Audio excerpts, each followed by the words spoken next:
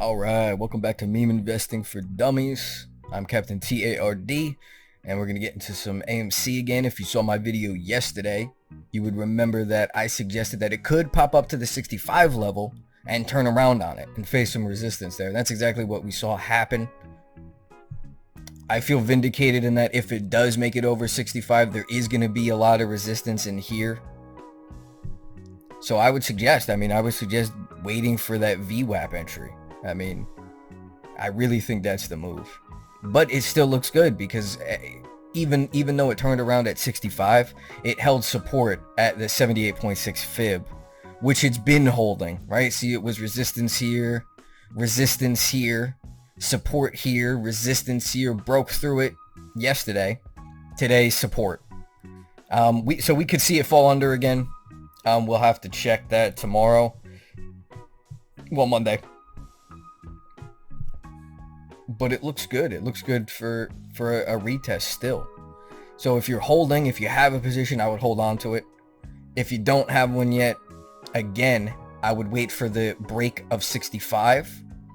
There's three options. If the stock goes up, if it consolidates, or if it goes down, right? So we're going to talk about all three. If it starts coming up and breaks over 65, I would wait for it to pull through 65. Don't buy on the break. Wait for it to come back down to VWAP and make your purchase at VWAP on that day, the day that it breaks 65. That would be the entry there. If it consolidates sideways, if it doesn't, so if it trades in the range of 65 to this 57.50, if it trades in this range right here, I wouldn't do anything. I would just wait. If it dips below, I would wait to get in until this point down here. So either somewhere between 40 and 37.26. Somewhere in this span right here, somewhere within this $2 range, I would, pick up a position. And because I like to use some of these studies that I have up here, what I would personally do, and you don't have to, but what I would do is I would somewhere between 40 and 37.26, I would have a couple buy points. So when it dips down, I would buy a little bit, maybe 10% of the total position I want, and do 10 increments, and just try to make sure that I'm getting a nice average price, a reasonable average price, and I'm not going to get crushed as it falls, through 37 or something like that if it happens quickly.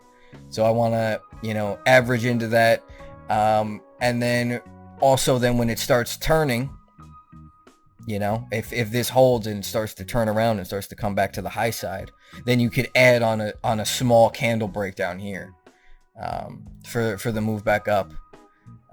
But that's what I would do. If you're holding, I would still hold. I wouldn't get out if you have shares already. I think it's primed for a move higher, especially with this action. We do want to see some resistance as it's coming up. We don't want these things to just, push up. Oh, tomorrow 100, the next day 200, the next day 300, because you run out of buying volume that way. You need to have it in these increments. You need to have periods of pushing up. You need to have periods of consolidation. Push up, consolidation. Push up, consolidation. That's how you get these higher and higher gains. When that doesn't happen, the stock can come back down. That's the problem. You got too many people with positions. You got too many people that could sell. And that's what we don't want. We want people that we want people that want to enter positions, not people that have one and are looking for the exit at some point. Because you can't diamond hand forever again. So, again, I like the stock. It looks good still. The craziness is continuing. I hope y'all make some money. And we're going to see what happens on Monday. I'll come back on Monday with another analysis. Talk about it in the pre-market somewhere maybe between like 4 and 8 in the morning. I'll talk about it. Maybe I'll talk about it while it's moving midday if something really interesting happens. And look at that. As we're doing this. Oh, no, I just didn't notice. But as we were doing this, literally the minute that I started this, obviously this block trade came in. And so at 59.26... which is the close price, 9,614,519 shares were traded. Somebody bought that. somebody's taking a giant position, because just yesterday there was, I forget what it's in my other video I talked about it, but there was another buy of in the millions of shares. I think I had figured it out to be like $240 million worth of stock. And so we're going to check this out. And what's very interesting about this is that this is dark pool. This is an institution doing this. So this is smart money. And there are people that have a portfolio, have a giant amount of money, a large sum of money, that are making decisions. They have day traders, most likely, that are a part of the firm too. And so they know what positions, the other team's taking. And so they might, intraday, they might supply buying volume to dips and whatnot. And this is people are loading up. People are expecting another push higher. And so we could easily see 100 on this, I think. Especially in 2 days, those giant block trades. 11 million shares probably total. Or no, more than that. Like 13 million shares just in the block trades that I've noticed. Just from looking at the chart. You could probably go online and find all the block trades that happened. And there's probably more.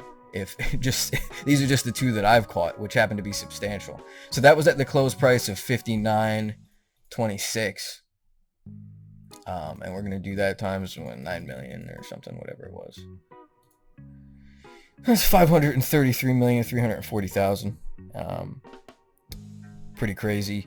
I just made another video about JP Morgan. If you want to check that one out, there was just another block trade on that at 6:30 p.m. on the 18th, and that was for 4 or 5 million shares. Again, my memory's terrible.